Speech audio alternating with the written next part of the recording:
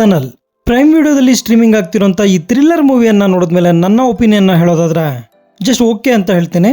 ಅದರ್ವ ಅವರು back to back thriller ಸಿನಿಮಾಗಳಲ್ಲಿ ಕಾಣಿಸ್ಕೊಳ್ತಿದ್ದಾರೆ. ಆ ಸಿನಿಮಾಗಳು ತಕ್ಕ ಮಟ್ಟಿಗೆ ಚೆನ್ನಾಗಿದಾವೆ ಕೂಡ. ಸಿನಿಮಾ ಫಸ್ಟ್ ಸೀನ್ ಇಂದಾನೆ ಇಂಟ್ರೆಸ್ಟ್ ಅನ್ನ ಕ್ರಿಯೇಟ್ ಮಾಡುತ್ತೆ.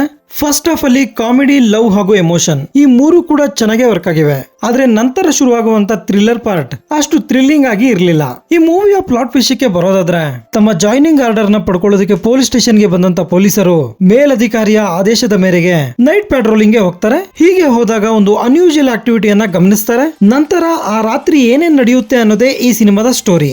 ನೀವು ಸಿಕ್ಕಾಪಟ್ಟೆ ಥ್ರಿಲ್ಲರ್ ಸಿನಿಮಾಗಳನ್ನ ನೋಡೋರಾದ್ರೆ ಈ ಸಿನಿಮಾ ನಿಮ್ಗೆ ಇಷ್ಟ ಆಗದೆ ಇರಬಹುದು. ಆದ್ರೆ ಟೈಮ್ ಪಾಸ್ ಗೋಸ್ಕರ ನೋಡೋರು ಈ ಸಿನಿಮಾನ ಒಂದ್ಸಲ ಟ್ರೈ ಮಾಡಬಹುದು. ಅದರ್ವ ಮುರಳಿ ಅವರು ತಮ್ಮ ಪಾತ್ರದಲ್ಲಿ ಚೆನ್ನಾಗಿ ಆಕ್ಟ್ ಮಾಡಿದ್ದಾರೆ.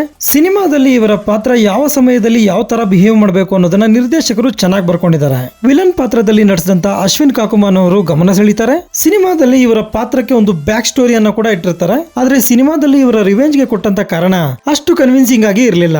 ಲಾವಣ್ಯ ತ್ರಿಪಾಠಿ ಅವರು ಮದುವೆ ನಂತರ ಕಾಣಿಸ್ಕೊಂಡಿರುವಂತ ಸಿನಿಮಾ ಇದು. ಆದ್ರೆ ಈ ಸಿನಿಮಾದಲ್ಲಿನ ಅವರ ಪಾತ್ರ ಆಟಕ್ಕುಂಟು ಲೆಕ್ಕಕ್ಕಿಲ್ಲ. ಕಾಮಿಡಿಯನ್ ಶರಾ ಅವರು ಫಸ್ಟ್ ಹಾಫ್ ಅಲ್ಲಿ ಮಾಡುವಂತ ಕಾಮಿಡಿ ಚೆನ್ನಾಗಿ ವರ್ಕ್ ಆಗಿದೆ. ಟೆಕ್ನಿಕಲಿ ಕೂಡ ಮೂವಿ ತುಂಬಾ ಚೆನ್ನಾಗಿದೆ. ಸಿನಿಮಾದ ಬಹುತೇಕ ಚಿತ್ರೀಕರಣ ರಾತ್ರಿ ವೇಳೆ ನಡೆದಿರುತ್ತೆ. ಸಿನಿಮಾಟೋಗ್ರಾಫರ್ ನೈಟ್ ದೃಶ್ಯಗಳನ್ನ ಚೆನ್ನಾಗಿ ಸೆರೆ ಹಿಡಿದಿದ್ದಾರೆ. ಒಂದು ಥ್ರಿಲ್ಲರ್ ಸಿನಿಮಾಗೆ ಬೇಕಾದಂತ ಬಿಜಿಎಂ ನ ಜಸ್ಟಿನ್ ಪ್ರಭಾಕರನ್ ಅವರು ಕೊಟ್ಟಿದ್ದಾರೆ. ಡೈರೆಕ್ಟರ್ ರವೀಂದ್ರ ಮಾಧವ್ ಅವರಿಂದ ಒಂದೊಳ್ಳೆ ಪ್ರಯತ್ನ ಅಂತ ಹೇಳ್ಬೋದು. ಆದ್ರೆ ಹೋಲ್ ಮೂವಿ ಅಂತ ತಗೊಂಡಾಗ ಸಿನಿಮಾ ಅಷ್ಟೊಂದು ಗ್ರಿಪ್ಪಿಂಗ್ ಆಗಿರ್ಲಿಲ್ಲ ಅನ್ನೋದು ನಿಜ.